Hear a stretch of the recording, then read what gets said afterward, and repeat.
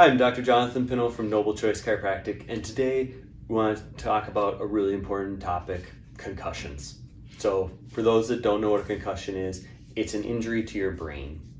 You see, concussions can have so many different symptoms. They can range from sleeplessness to headaches, increased irritability, trouble focusing, short-term memory loss, and then even those severe headaches, inability to get out of bed, and just completely forgetting what's going on throughout your day. Not even just short-term memory loss, but we've had patients come in after an accident and say, I don't even remember coming in for that appointment.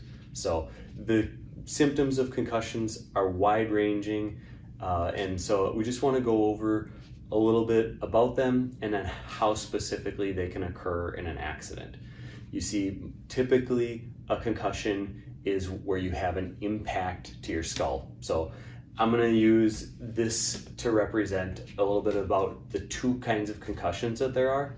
And so this container represents your brain, and then inside of here we have a tomato. So just think about a nice, ripe, soft tomato. It's similar in substance to your brain. Your brain's like a soft jelly substance similar to this tomato. And so in a football game, things like that, you'll see where you have that impact to the head, and that can cause a concussion. That's the most common one that everybody understands. But the second one is more of a whiplash in that concussion. And so similar to an auto accident, or exactly like an auto accident, is that the head goes forward and then you whip back, and that brain slams up against the skull from the inside, and you have that impact on the inside of the head. So again, you go forward and then it's that backwards through there, the brain slamming, causing that injury. And so in our office, what we do is we go ahead and we go through concussion testing on every single auto accident patient that comes in. You see, we use one of only 2 FDA approved concussion tests that are available on the market right now. So in our office, we use that FDA approved testing to determine the amount of care that you need based on the severity of your injury.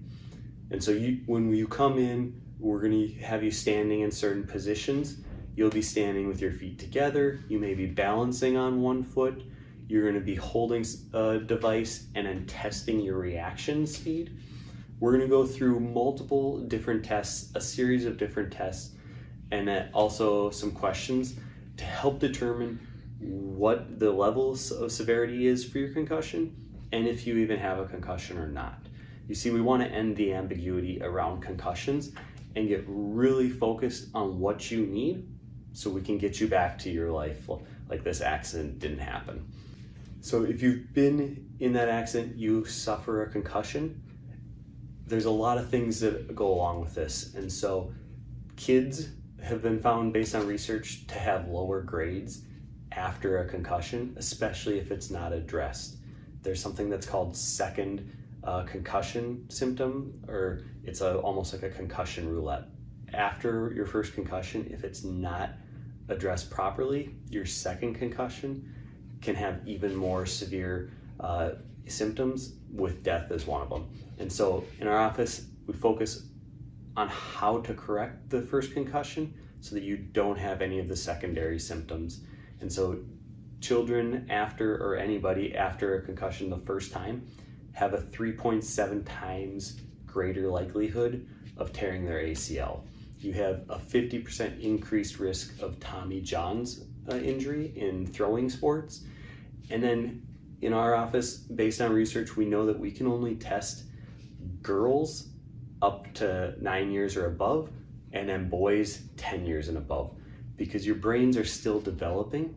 And so girls' brains develop a little faster than boys. That's why that age is different in through there. And so it's so important, even if you're younger and you maybe don't have symptoms, to come in, get tests, see if we have a concussion, and then what we need to do to address it, to correct it for you going forward.